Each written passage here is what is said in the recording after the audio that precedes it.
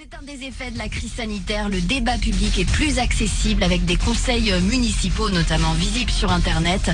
C'est le cas pour la métropole ou la ville de Rouen. Accessible aussi avec des interprètes en langue des signes. Avec la crise du Covid, ces initiatives se multiplient partout en France. Écoutez Émilie Ozouf, la gérante de la société l'IS, qui traduit les conseils de Rouen. Les conseils municipaux, les conseils métropolitains, pour tout un chacun, c'est assez confidentiel. On va pas marquer une croix dans son agenda pour se dire je vais aller sur place pour écouter ce que les élus disent.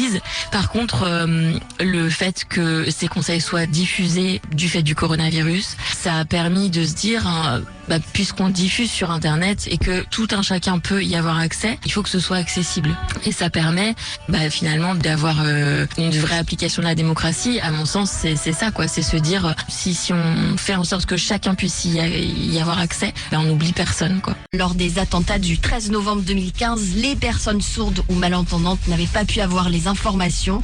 C'est tout le contraire depuis la crise du Covid.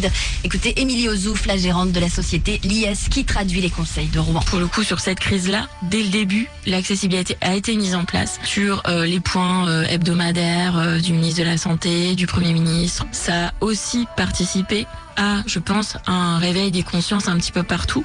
Et partout en France, on a des collègues qui disent nous, on n'avait pas de demande. Et là, maintenant, on a des demandes pour les conseils municipaux, pour les conseils métropolitains, pour les conseils départementaux. La démocratie, c'est ça. C'est aussi permettre aux citoyens d'avoir connaissance du débat. Quand c'est sur les réseaux sociaux, c'est aussi un vecteur facilitant pour la population sourde, c'est sûr, pour toute la population française, je pense aussi. Une initiative utile à tout point de vue. Il y a déjà une image très positive de la population sourde envers les personnes qui font l'effort de se rendre accessibles. Ils se disent, au moins il y a quelque chose, on pense à moi. Donc c'est positif socialement. Donc c'est les personnes sourdes qui font le pas d'aller regarder ce qui se passe. Et il y en a des gens qui disent, je comprends pas tout très bien, c'est un peu compliqué, mais en même temps, du coup, ça me permet d'avoir quelques infos quand même. C'est aussi tous les entendants qui connaissent la langue des signes, et se dire, comment on dit ci, ça, enfin voilà. Et ça, c'est pas négligeable. Souvent, on nous dit, vous êtes une activité de niche, ça s'adresse juste aux sourds. Non, en fait. Concrètement, ça s'adresse à toutes les personnes qui veulent communiquer. Ça demande évidemment beaucoup de travail. Écoutez sa gérante Émilie Ozouf. Ça génère une charge mentale énorme de à la fois te concentrer sur ce qu'on entend, le comprendre, l'analyser pour le traduire dans la langue cible. Et on est sur deux langues, forcément comme toutes les langues qui ont deux modalités différentes, qui fonctionnent pas pareil. On est sur le français qui est un mot après l'autre, la langue des signes qui est une langue imagée. Cognitivement, il y a un effort qui est très important. Dans la vie,